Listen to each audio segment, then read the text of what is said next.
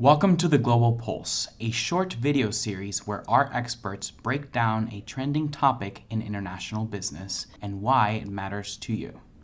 It's been a tough few days for stocks. On top of this, the real economy faces very important challenges. The Atlanta Fed, a model employed by the Atlanta Fed, is now predicting a contraction of 1.5% annualized GDP for the first quarter, when just a few months ago the consensus was for an annual growth rate of 2%. So what changed?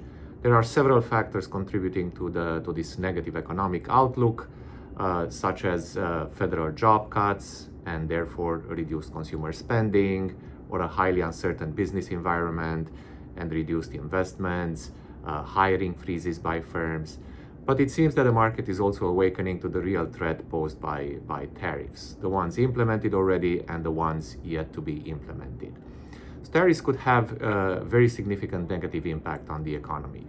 They represent what we call a negative supply shock. Essentially, because of tariffs, firms that use imported components, think of car manufacturers, they now face higher production costs.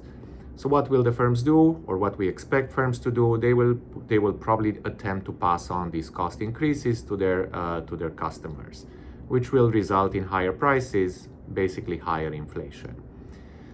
But facing higher prices, consumers might decide to purchase fewer of these cars, fewer of these products. So companies facing less demand, they might decide to cut their workforce, resulting in higher unemployment.